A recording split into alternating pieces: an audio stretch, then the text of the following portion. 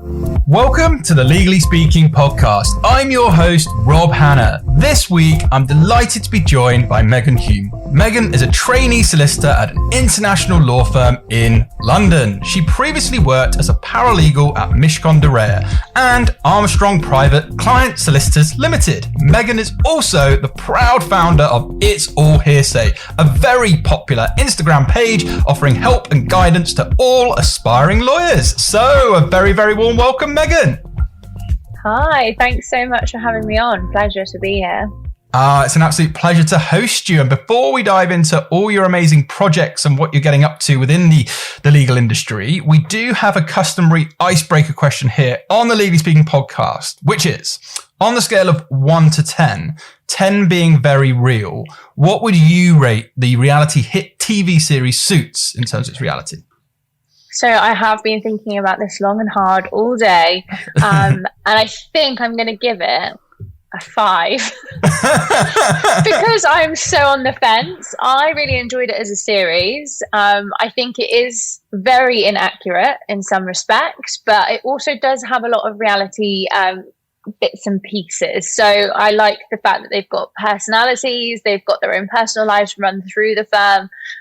So yeah, I'm going to give it a 5.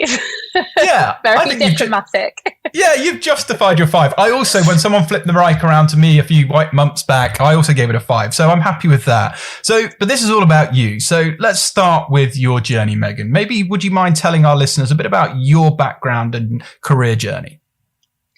Yeah, so I never really knew I wanted to do law at a young age. I messed around a lot. I didn't get very good GCSEs. So when I went on to doing A-levels, I didn't have much choice in what I could actually take on.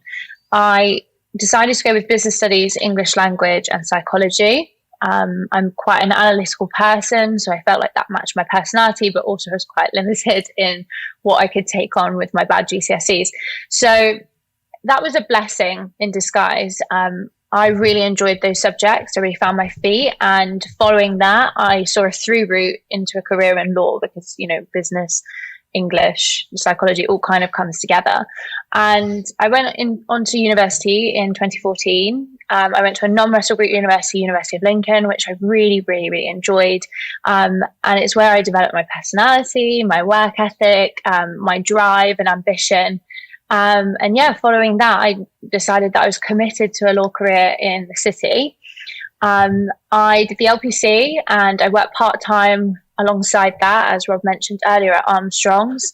And I then went on to do paralegaling at Mischon. But all the while I was attempting to do training contract applications, and I just wasn't very good at them at all. I didn't know what I was doing, stabbing in the dark. And so I got rejection after rejection after rejection. It took me about 4 years to finally find my feet in terms of what the firms were looking for. And that is where I am today. I finally got my training contract at a city firm. I'm living out my dreams of a 16-year-old. So very proud to have got where I am now. And then, of course, I started my own Instagram page following that because I wanted to give back what I felt I didn't have during that process, which is access to information, free resources, and just a bit of a helping hand in directing me on the right path. Yeah, no, absolutely. And huge congratulations on securing the training contract. There's a real sort of, you know, persistence there, tenacity, not willing to give up to follow your dreams and your passion. I think there's a real learn for people, you know, if you want it so bad, you know, just keep going. And it's great that you made that happen for yourself. And you did touch on your Instagram page, and that's what I was going to ask you next. So we'd love to deep dive a little bit deeper. So in, I believe, January 2021, you did found It's All Hearsay. Love the name. You've amassed over 8,000 followers already, which is huge. So can you tell us more about it and what was your inspiration behind this online community? Because I know it comes from a very sort of, you know, personal perspective. Yeah, so as I slightly mentioned just before, my journey to becoming a trainee solicitor was very slow. I felt overwhelmed with pressure, knocked down by competitiveness, and I had a huge fear of failure. So I wanted to create this platform that made sure that no one ever felt the way I did. In order to help people, I wanted to do free CV reviews. I wanted to provide all of the knowledge that I had of the industry in bite-sized chunks and really get to network and meet people that are going through the same kind of thing. Yeah, no, absolutely. And you've done a tremendous amount of work with your Instagram handle and your page and built up a community. And as an extension of that, you're recently featured in the Times as a lawfluencer, which is just fantastic, along with many of our other previous guests here on the Legally Speaking podcast, such as Chrissy Wolfe, Mayor Crockford, your friend Sophie Shaw. So why did you decide to get into sort of content creation generally? That's a very good question. I have never really thought much of content creation in the legal sphere. And I think that's because there's not many people back when that actually did it or partook in it. But, it used to be very limited in terms of influencers. A lot of influencers tended to be beauty influencers or video creators or vloggers, that kind of thing. And I had quite a few friends that did this. So I wanted to try and do something that was more relatable to me. So it was all very unintentional that I started this platform and created these infographics. I wanted them to look aesthetic. I wanted to combine these different elements of social media with the law because I felt like it had never been done before, or at least, not many people were doing it. But it all came from a wanting or a desire to give back and help others in the same situation that I was going through. So it is just amalgamation of what I enjoyed seeing on social media and what I thought would be beneficial for other people, and how, in a way, I could keep myself feeling, fulfilled in terms of what I was doing within the legal career as well. Because I think when you do have a career in law, it can become very insular, that you're just, doing your 9 to 5 when it's not really 9 to 5, but, you're going into the office, you're just doing the same thing day in, day out. And there's not much time to be creative outside of that. So I wanted to create something as well that was an outlet for me to de-stress and refocus. And so it's been a wonderful thing that's come about, and I've really enjoyed creating it. So yeah, I'm looking forward to see what happens in the future with it. Yeah, I can't wait to see where it's going to go, and how much success you've had with it and all the recognition thus far. And that leads on to what I was going to ask you next. What do you think about the term lawfluencer? I have real mixed opinions about it. It's a very good question again. I think it depends who asks me or who says it.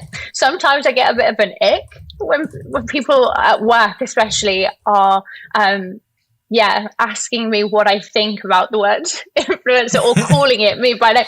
But when it's said by people that you trust and know within the industry, and when they're talking about you in a very positive way, I think it's a great term. But having said that, it still makes me feel a bit awkward. I don't know. I think it's just because it's a new term and it's not really something that people are used to. And it feels very alien in the legal industry to have influencers. I think we all need to get used to it a little bit. But I would prefer to not be called one because I don't see myself as being an influencer.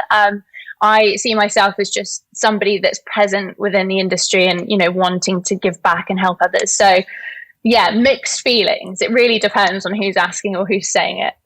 Yeah, and I think overall you're doing a tremendous job of giving back to the community, and it comes from a very good place. And absolutely, I can appreciate with certain people and certain things they'll have a viewpoint, but either way, what you're doing is fantastic. Keep doing it, and you're helping so many people. So let's talk about the present day then and the day job, because you are now a trainee solicitor at a city firm. You're currently in your third seat, I believe, in the corporate team. So what has your experiences been thus far? A very mixed bag. I've really, really enjoyed a lot of elements of most of the seats that I had. I was, in construction litigation first. I had a very strong litigation background from the beginning. So that was something that I was very familiar with, felt comfortable with. Then going into real estate, it was always something that I didn't really want to do, but wanted to do because it was fundamental to my skills. I never thought I'd be very interested in or enjoy the work, but I actually did surprise myself a little bit, because it's funny how sometimes you can be quite closed-minded with different sectors within the industry and almost turn your nose up at things that you think that you don't like. But I so far I've never experienced something that I just absolutely hate. So it was really good to see that, but also a bit annoying because I was thinking, oh gosh, well, if that's what I thought, and now I actually think something different, then what else do I like? And, what else do I need to be more open-minded about? But yeah, corporate has been fantastic as well. I've learned so much. I've got to work with some fantastic clients, lots of responsibility. So really, really looking forward to going into my final seat where I can use all the skills that I've developed over those last few seats, and really put my best foot forward in hopefully finding a good qualification. Yeah, absolutely. And I'm most definitely sure that you will. So, for those who are probably less familiar with what a day in the life of a trainee looks like, would you mind just outlining a typical day for us? Yes. So it really does depend, and it varies quite a lot, which is great because it means that you're never going to get bored. At the moment, I tend to have a lot of client calls, so they tend to be in the morning as well. Our clients are quite eager beavers in terms of wanting to get things out the way and moving things along really quickly. So we have lots of client calls in the morning. I will then work on drafting documents and actioning all the instructions that we've just received, emailing the other side, lining things up so that they're ready to go for my senior fee earners so that they can review things. And then I would probably review legislation, draft ancillary documents, things that are going to come later in the transaction, and lots of coffees and catch-ups at the moment, for sure. When I'm in the office, there's definitely a big social push in meeting people and making sure that you're connecting with others in other departments. So lots of that at the moment. And then in the afternoon, I would probably have more calls, to be honest. It's very client heavy at the moment in terms of our contact. So yeah, I think that kind of explains it, but it really does vary. If you're working on a big document, it's very complex. You're going to have to spend a lot of time just reading it and running through the clauses and making sure it all works. And that takes up the majority of my time at the moment. Yeah, and you talk quite interestingly about the people side and coffees and catch-ups and, getting to know more people within the firm and maybe increasing your own internal network and stakeholder management. So, you've had an interesting training contract because how did you find training during a pandemic when you weren't in the office? And do you think law firms are ready to support juniors fully remote yet? No, definitely not, to answer the latter part of your question. It was very tough. It was very hard. And I was, luckily for me, in the second lot that had come through during the pandemic. So there was somebody, an intake before me, that was used as the guinea pigs. So there was a bit of structure. My firm was great in integrating as well. Everything in terms of our software and our online platforms run very smoothly, and you could do everything that you needed to do from home. No question about that. The thing that I really struggled with, and it was throughout pretty much all of my seats, was knowing who to phone or knowing who to talk to when you had a problem. There's no ability to just pop your head round the door and ask a quick question. Everything feels a little bit more pressurized because you can't see visibly when somebody is really under pressure or very stressed, and you don't want to be that person that's adding to it by trying to phone when they're in the middle of a document or trying to rush something out the door. So that connectivity between you and your peers was really hard to navigate, especially in a new firm. I think it's not too bad when you know people around you and you know how the firm likes things to be done.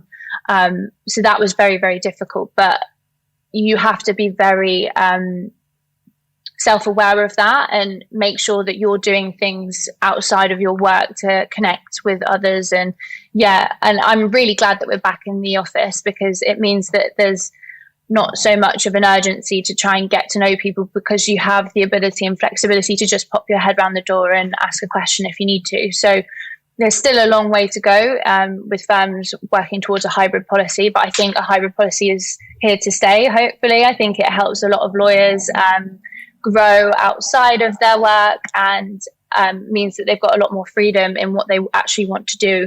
So, I think it was very difficult, but I'm glad that I experienced it. And I think I'm much more self-assured in my own capabilities now because I've had to have that independence from the start. Yeah, and again, congratulations on sort of navigating through that, and what you have been able to achieve, which would have been during a very tough time. So you've done incredibly well. Time for a quick break from the show. Are you a legal aid practitioner in England and Wales, specialising in civil or criminal legal aid matters? If you are, this message is for you. As a legal aid solicitor, you don't have time to waste on legal aid case management software that doesn't work to your needs. That's why Clio has developed a quicker, more accurate and affordable solution for legal aid solicitors in England and Wales. It could save you hours in your month, particularly when it comes to end-of-month invoicing and claims to the legal aid agency. To see how it all works, visit clio.com/UK/legal aid. That's Clio, CLIO.com/UK/legal aid. Now back to the show. And sticking with the successes, because you talked earlier about how it took a while to secure your training contract. Would you mind explaining how you eventually did manage to secure your training contract, and what challenges you did face and how you overcame them? Yeah, so I found a mentor when I was at Mischon, and they were fundamental in setting me up on the right path. They gave me the resources I needed. They helped me draft some of my answers, or at least pointed out when things weren't hitting right, or weren't explained fully enough, or weren't selling myself enough. So that was absolutely crucial in me opening up to what an application really needs, and what law firms are really looking for. So finding a mentor was absolutely crucial. And it's something that I say a lot now. If somebody asks me what I would go back and do, if I was to restart the process and try and get a training contract, from the get-go, it would be to find a mentor. And there's so many free services now. So yeah, that was absolutely fantastic in helping me put the right foot forward. I also was able to think about what skills a lawyer really needed for training contract applications. I worked in Nando's for 5 years before starting in the city. And now looking back, that was really, really helpful for a career in law because of all the transferable skills that I learned. But it wasn't really enough in terms of understanding exactly what it takes to be a good lawyer or a good trainee. And that's what my applications were missing a lot of. So once I was able to work that out and really see from working within the city as a paralegal what it takes, that helped me to really push my applications further. And then networking, I didn't really comprehend how much networking is required for the legal industry. I thought I could just rest on my laurels and not have to do much, but you really do have to get yourself outside your comfort zone and do a lot of things that you wouldn't ordinarily do, or a lot of things that other applicants aren't doing, because you need to be able to stand out. And to do that, you need to be putting yourself in situations where opportunities can arise. So I started networking a lot, meeting a lot of people in the industry. And yeah, that it worked wonders. I think just even having the knowledge to hand of what I needed all of a sudden, is what helps me to really nail those applications and start becoming more successful. Yeah, and absolutely. And well, some really good tips there, particularly around mentoring, networking, because these are things that you have to do that, you don't get taught in the textbook. It's really good that you've managed to utilize those to your own advantage, along with your own sort of, will to win, if you like. And, as you may know, I also sit on the board of NRG Lawyers, which is Non-Russell Group Lawyers, which is a new initiative that's been born where we're trying to level the playing field, and promote people from, non-Russell Group universities, because as I think there's a hell of a lot of talent that's being potentially at times overlooked. And that leads to my next question. Do you think going to a non-Russell Group university affected your training contract applications at all? There is no right answer to this. I want to say firmly, no, it did not matter what university I went to. But it's controversial because if we were to go back 10 years ago, then I think it would really matter. But now there's so much you can do that outweighs which university that you went to. I went to a non-Russell Group university, as we said, and my university was fantastic. I couldn't critique it in any way. It gave me absolutely everything I needed. But it's about whether you use those services and whether you are putting yourself forward to take on what they're offering, or at least identify areas that they need help with, or things that you would like to see, such as events or networking or societies, and then plugging those gaps. Again, it kind of goes back to resting on your laurels. And one of my big mantras is creating opportunities for yourself. So if you're not thinking outside the box and trying to improve what you're being offered, or at least taking use of it, then it probably does matter which university you go to, because I know that the Russell Group universities, their career services have loads of money pumped into them, and they often put on loads of firm-specific events. And that's fantastic. That's why a lot of the Russell Group universities get training contracts, because they have all this access early on, but it's also forced upon them. From day one, these career services are saying you need to do your applications, you need to do this, etc., to be able to be successful. So I think it's about the use of your career service team a lot, but it's also about, getting out there, doing things that other applicants aren't doing, and really making most of the free stuff that is on offer to you. I'm a huge social mobility advocate, and if you aren't making use of those services early on, then you're going to really kick yourself later on when you turn up to these events and that there's paywalls, or there's subscription fees, or people are asking for remuneration for mentoring or reviewing your application and stuff.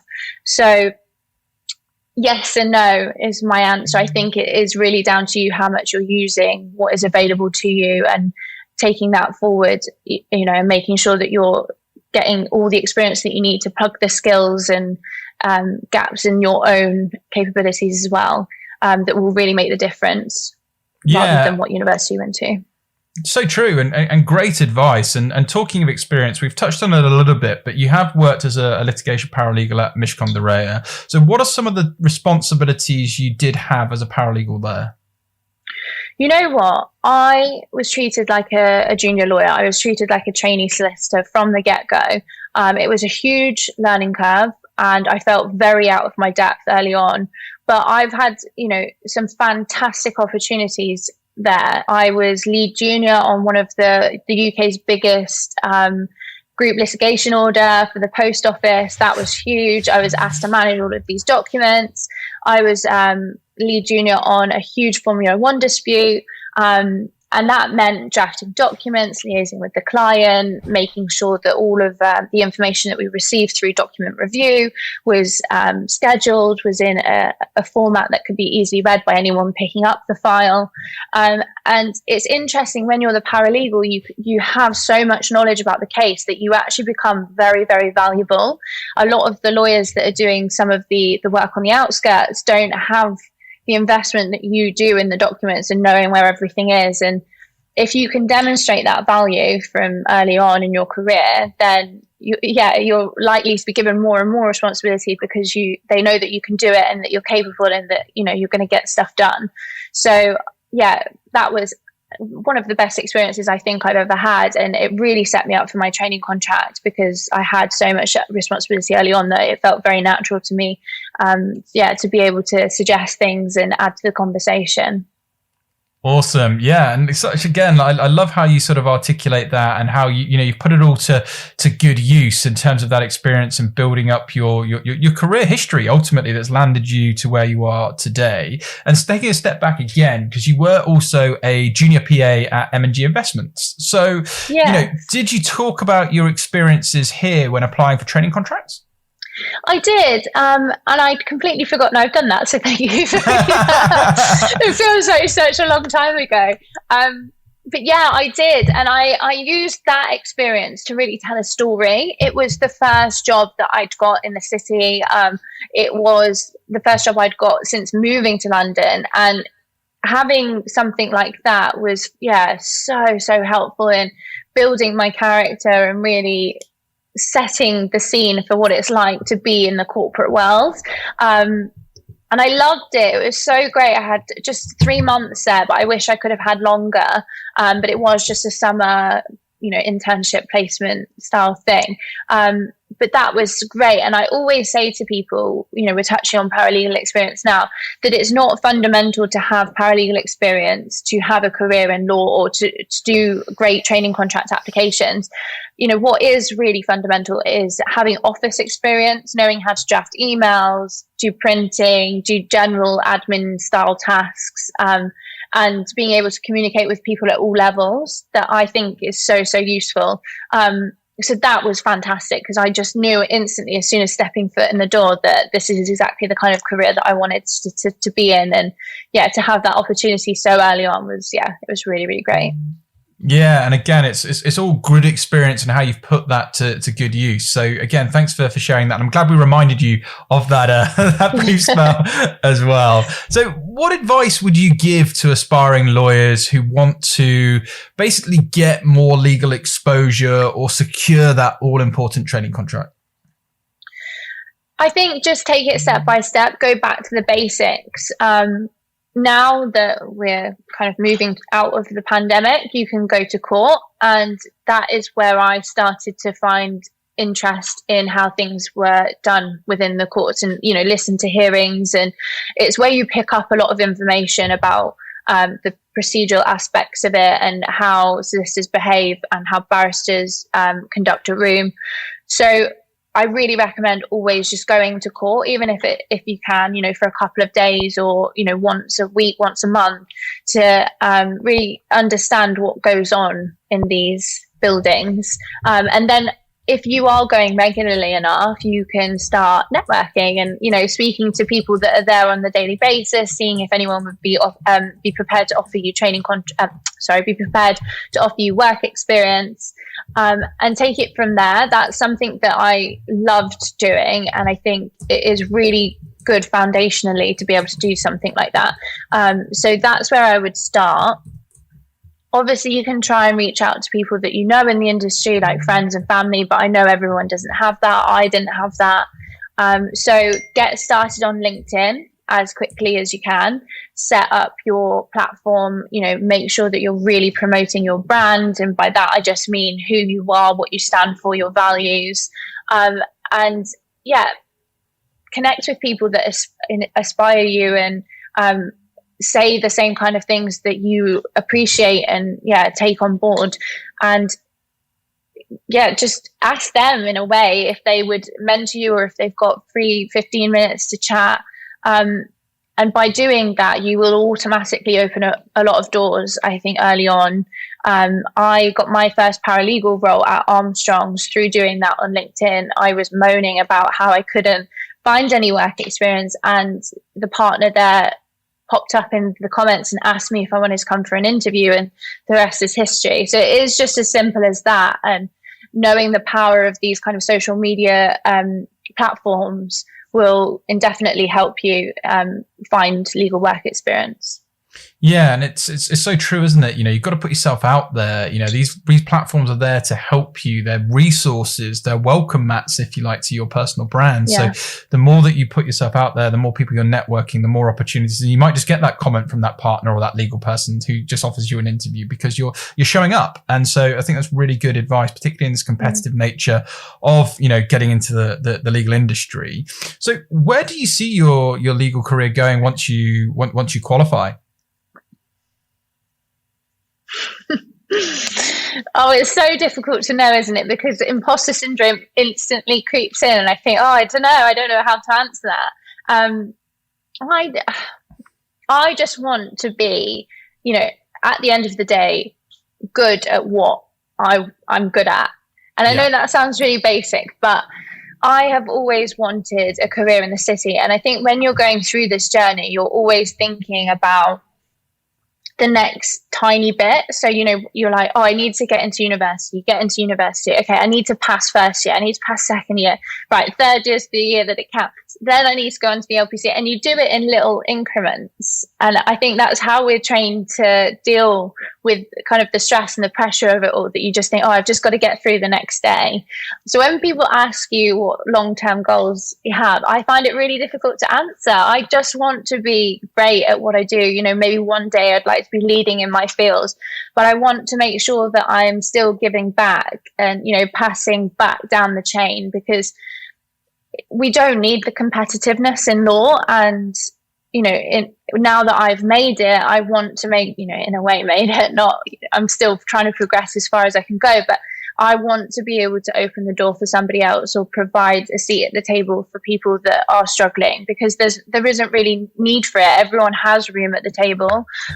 You know, we don't need to restrict somebody else from being able to get their voice heard. So yeah, I hope to just keep giving back, keep promoting social mobility, and helping those that are from disadvantaged backgrounds, or just even struggling to find their way. Yeah, and you're doing a tremendous job of that. And, you know, I'm a big advocate for collaboration over competition, and I'm a big advocate for, you know, giving back. And, you know, it's amazing how much you do. And I guess finally, on that note, what advice do you wish you had known at the beginning of your legal journey that you now know? Such good questions. What do I wish I'd known? That I think, almost doing full circle to what we said right at the beginning, that as long as you are moving in the right direction, you're going to get there. There is so much pressure, especially just in society, not even in the legal industry, to do things as quickly as possible or to achieve greater things than your neighbor. And in law, there is no time limits. Anyone can do law at any stage. And knowing that you don't have to rush things, and that you know, everyone has their own journey, and that you don't need to compare yourself to other people because everyone has their own career paths, is so vital. I think if I'd known that early on, and I think it's always hard saying things in hindsight, because how can you tell a 16-year-old, you know, not to rush, just to wait, because you're so keen and enthusiastic early on that you want to tick off as many things as you can. But yeah, I think if somebody had told me you're going to get there in the end, just, you know, take it slow, enjoy the process, because before you know it, you're not going to be able to go out partying at university, having fun. You know, it gets serious real quick when you finish university, you know, if you were on this training contract path. So yeah, just to take things slow, not to rush, and just believe that as long as you're moving in the right direction, you'll get there.